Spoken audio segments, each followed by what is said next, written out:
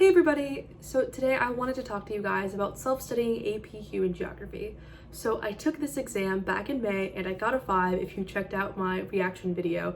And yeah, I wanted to describe to you my process and how I did it. If you guys have been with my channel for a while, you'll know that my first video was about self-studying AP Psychology and I also got a 5 on that. But the quality of that video has aged so poorly in my opinion.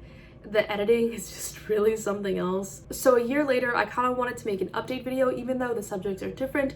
The methods are pretty similar, so if you've seen both videos, then it might seem like I'm repeating things over and over again, but yeah. Hopefully this video is a little easier to watch and helps you get a 5 on the exam.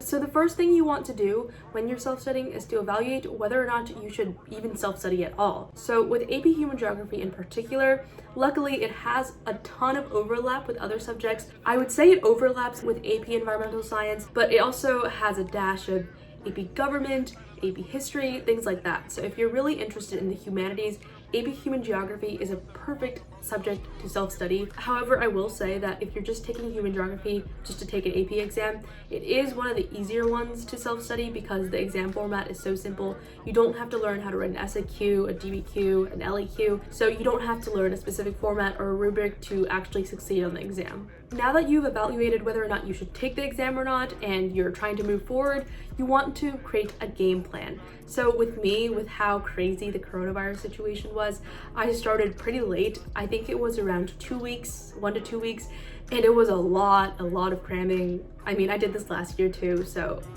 I would say that what really helped keep me in check was creating a list of check marks to strike through whenever I finished, but make them as realistic as possible because it's really easy to make all these grand schedules and ideas, and it can be demotivating when you don't meet their expectations. If you decide to not self-study the week before the exam, I think it's a lot easier to meet these expectations and perhaps make smaller tasks that you can complete. Now, with all the planning aside, I would say it's time to take a diagnostic exam, and usually this is the first step I would recommend to someone who's looking to self-study. By taking a diagnostic exam, it gives you a feel for where you stand and the places you need to work on, but I would say to not get discouraged by the score you get.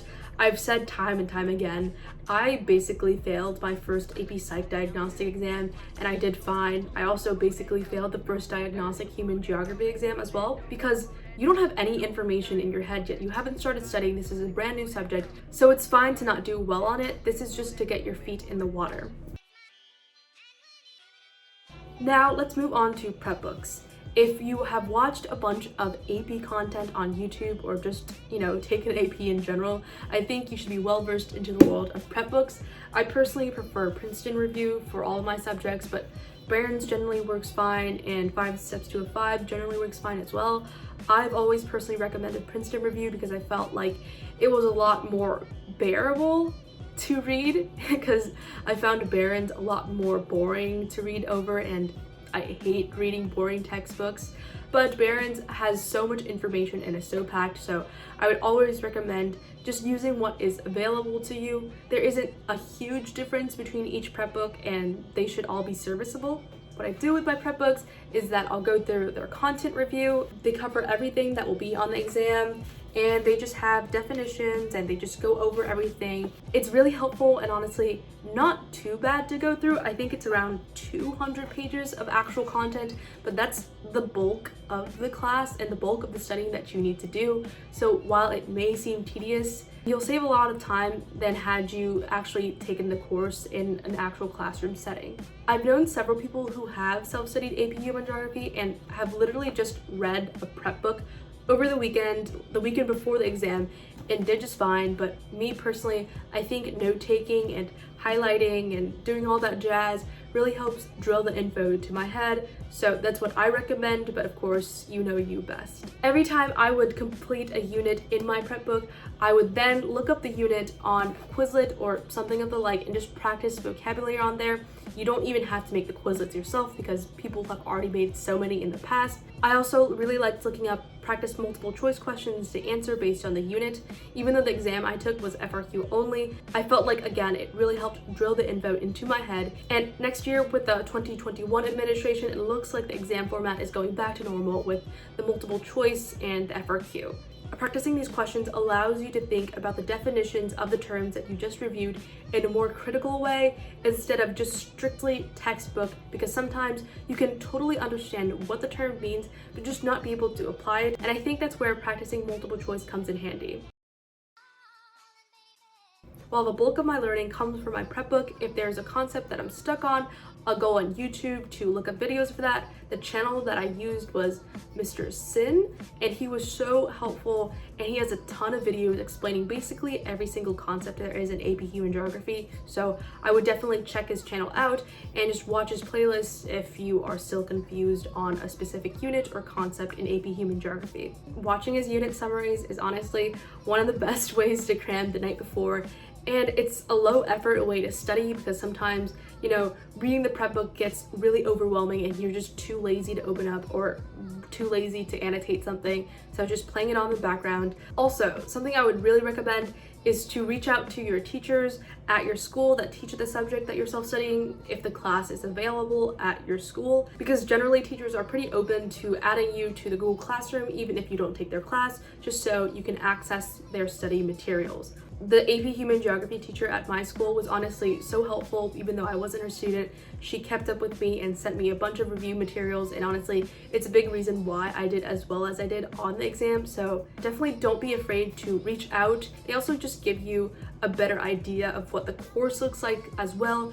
But if you don't have a teacher available at your school, I would recommend looking at the course exam description, the CED. It's this document that College Board releases every single year on their website, and it just goes into a lot of detail about what the course is, what the units are, what concepts the units will cover, and it just gives you a way better idea of the mechanics of the class.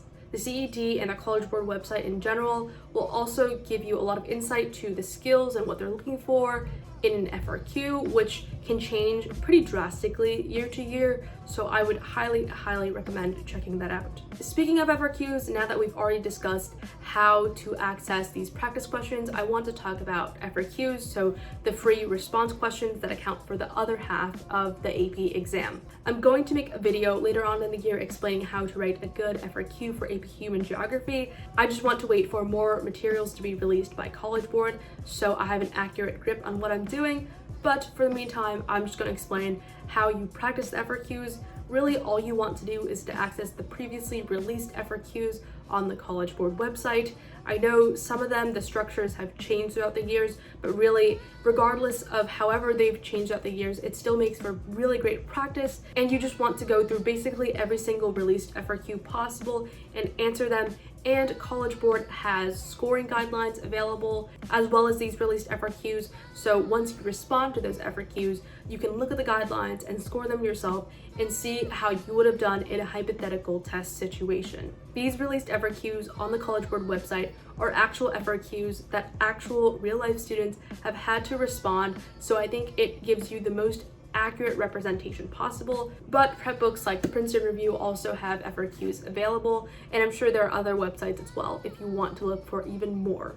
One thing I would like to add, when you're going through your prep book and taking notes about everything, I would highly recommend drawing out all the different models. I think it really helps you absorb it because there are so many different models and theories available in human geography that you need to learn, and they can kind of blur within each other. So drawing them out really helps you visualize it a lot better. When I was practicing these FRQs, I tried my best to simulate a testing environment. So looking at how much time College Board would have allotted me to answer the response and setting a timer, making sure that I was finishing it on time. And if I wasn't finished on time, that I just stopped right there and kept what I had and graded exactly what was on my paper at that exact moment. So now that you've practiced your FRQs and your multiple choice questions, you want to piece those together and take practice exams. So practice exams are literally the exact same thing as diagnostic tests. But now that you've studied and you read through your prep book and you've done all these practice questions and done all of these practice FRQs,